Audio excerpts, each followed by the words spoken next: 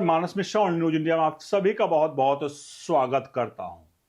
Chief justice of India B R Gavai पर जूता उछालने वाले जो शख्स थे उनका नाम आज सभी को पता है, लेकिन वो शख्स जिस लिए वो जूता उछालने का उन्होंने प्रयास किया था वो मामला था खजुराहो की एक मूर्ति, विष्णु मूर्ति जो खंडित थी। तो उससे पहले एक याचिकाकर्ता पहुंचते हैं और याचिकाकर्ता सुनवाई करते समय चीफ जस्टिस ऑफ इंडिया की भगवान विष्णु को लेकर के कुछ टिप्पणी आती है, जो टिप्पणी सोशल मीडिया पर आती है, जो विवादित बनती है। विवादित होने के बाद जो शख्स थे उन्होंने कोर्ट रूम में ही चीफ जस्टिस ऑफ इंडिया पर जूता उछालने का प्रयास किया। यह मामला तो आप पहले से जानते हैं, लेकिन अब इस मामले में एक नया ट्विस्ट आया है और वो ट्विस्ट आज आपको पता चलेगा कि ट्विस्ट क्या है और ट्विस्ट से क्या कुछ यहां पर होने वाला है और आखिरकार ये मामला आगे क्यों नहीं बढ़ा, उसका भी एक बहुत बड़ा आपको एक फैक्ट दिखाएंगे जो आपके वाकई में पैरों तले से जमीन खिसकाने वाली होगी। तो पूरी वीडियो देखेगा, वीडियो को लाइक शेयर जरूर करेगा। सबसे पहले हम बताते हैं कि इस समय क्या कर रहे हैं जो सुप्रीम कोर्ट में जूता उछालने वाले वकील साहब थे, वो आखिर क्या कर रहे हैं। आपको बता दें वो इस वक्त खजुराहो में है। वो खजुराहो में उसी खंडित मूर्ति की पूजा करने के लिए गए हुए हैं और उन्होंने कहा है कि मैं 2 से 3 दिन तक उन्होंने वक्त लिया है कि वो प्रार्थना करेंगे और दोबारा से उस विष्णु भगवान की मूर्ति को मतलब स्थापित करने के लिए वहां प्रार्थना करने के लिए गए हैं। क्योंकि chief justice of India B R Gavai ने कहा था एक याचिकाकर्ता को कि चाहे वो मजाक में कहा हो, उन्होंने कहा था भैया कि आप जाइए अपने भगवान से, आपको लगता है कि आप इतने बड़े भक्त हैं तो अपने भगवान से जाइए, कहिए कि वो मूर्ति को फिर से अपने से वो अपना ख्याल रख ले। इस तरह का कोई वक्तव्य आया था। एग्जैक्ट वक्तव्य मैं आपको नहीं बता रहा हूं क्योंकि सोशल मीडिया पर आपको पता है क्या चीजें थी, फैक्ट क्या था।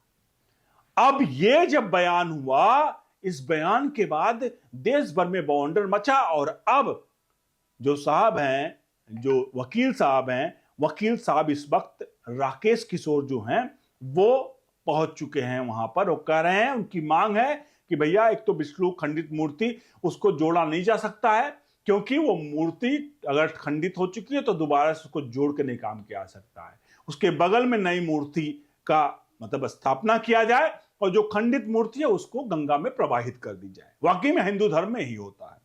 अब यहां पर मैं आपको रोकूंगा और ये तो अब तक की पूरी पिक्चर यहां तक पहुंची है कि भैया भगवान विष्णु की मूर्ति को नई करने का हम मांग कर रहे हैं। कौन है? राकेश किशोर। अब ये मामला ठंडे बस्ते में कैसे चला गया, जहां इतना उछला, इतना मांग की गई, ये हुआ वो हुआ, वहां पर आज राकेश किशोर बाहर खुले में कैसे घूम रहे हैं? उसका एक कारण है और बहुत प्रमुख कारण है जो आज हमें आपको बताएगा कि हिंदुस्तान में क्या कुछ चल रहा है और कैसे हमारे देश के राजनेता नहीं, क्या न्यायपालिका भी कुछ इसमें मिली हुई है। राकेश किशोर, इनका जाति पूछें तो ये दलित हैं। बी आर गवई के जाति के बारे में हमें नहीं बताना कि वो कौन सी जाति के हैं। अब सोचिए अगर यही काम कोई उच्च वर्ग का किया होता तो पूरे देश में हड़कंप मचा होता। मैं राकेश किशोर द्वारा जो भी किया गया मैं उनके बारे में नहीं बात कर रहा हूं कि उन्होंने जो किया सनातन को लेकर किया और लोग उसका सपोर्ट कर रहे हैं सोशल मीडिया पर। हालांकि कोर्ट के अंदर इस प्रकार से की गई जो घटना है, जो कृत्य है, उसका हम समर्थन कतई नहीं करते हैं। Only news nation, only news India, कभी भी हम इसका समर्थन नहीं करते हैं कि चीफ जस्टिस ऑफ इंडिया के ऊपर कोई इस प्रकार से जूता उछाले। लेकिन हम इस बात से भी एक बात तो एक्सपेक्ट करते हैं कि अगर उच्च पदों पर बैठे हुए व्यक्ति, उनका आचरण, उनकी शब्दावली, उनका भाषा एक संयमित होना चाहिए कि वो किसी भी धर्म और किसी चीज के लिए मजाक में भी कोई टिप्पणी नहीं करेंगे, क्योंकि उनको फॉलो करने वाले लोग जो हैं वो उनकी एक एक बातों को फॉलो करते हैं।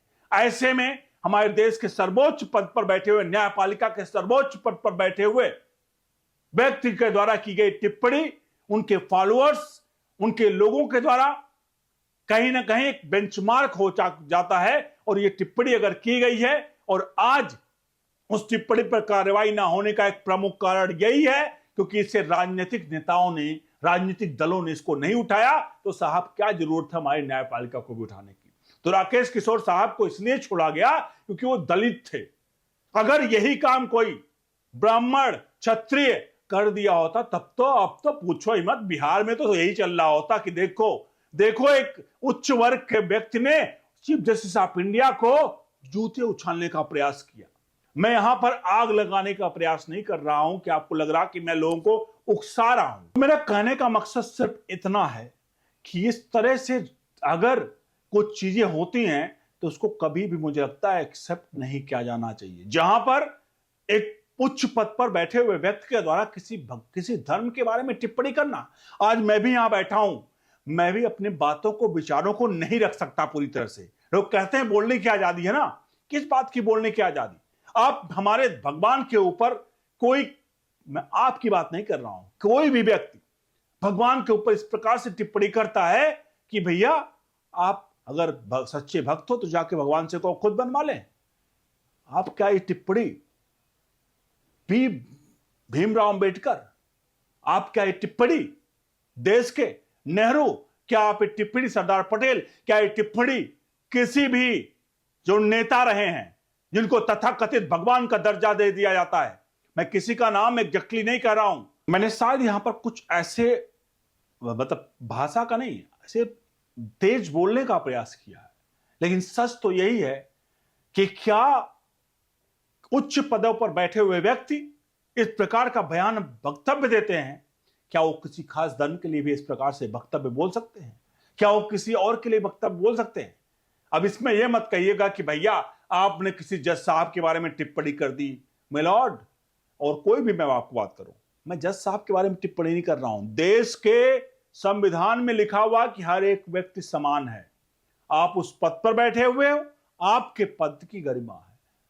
आपके द्वारा कही गई कुछ सी प्रकार की गलत बातों की गरिमा मुझे लगता है लोग नहीं रखेंगे। फैसले की गरिमा है, पद की गरिमा है। लेकिन अगर कुछ प्रकार से कोई टिप्पणी की जाती है तो मुझे लगता है लोग गुस्सा होंगे। और अगर मैं पहले बता रहा हूं कि यह गुस्सा होने का मतलब यह नहीं है, लोग अपने देखिए भावना को व्यक्त करता है व्यक्ति। अगर किसी को रोना आ रहा है तो आंखों से आंसू बहने से आप नहीं रोक सकते।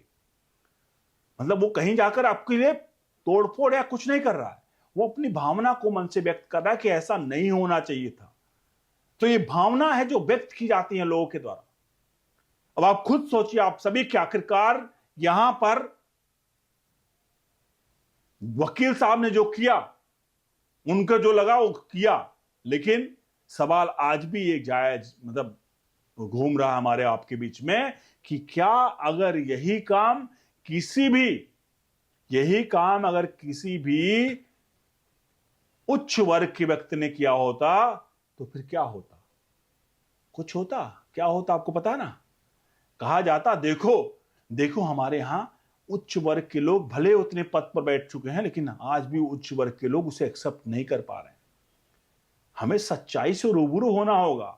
हमें यह नहीं करना होगा कि भाई 1947 में देश आजाद हुआ था तो उच्च वर्ग के लोगों ने ये किया था, तो भैया 1947 से लेकर आज तक वो पीढ़ियां खत्म हो चुकी हैं। नई पीढ़ियों का क्या गलती है जो उनको आज भुगतना पड़ रहा है आरक्षण के नाम पर? उनको जो क्लॉज मिल रहा है, जिनको जो आरक्षण के उस पर मिल रहा है कि हमारे बच्चों को जो अभी परीक्षा में बैठ रहे हैं उनको हीन भावना से देखा जाता है कि वो उच्च जात के हैं। क्यों? किस बात के लिए? संविधान समान मतलब होता है समान दर्जा सबके लिए, समान हक सबके लिए।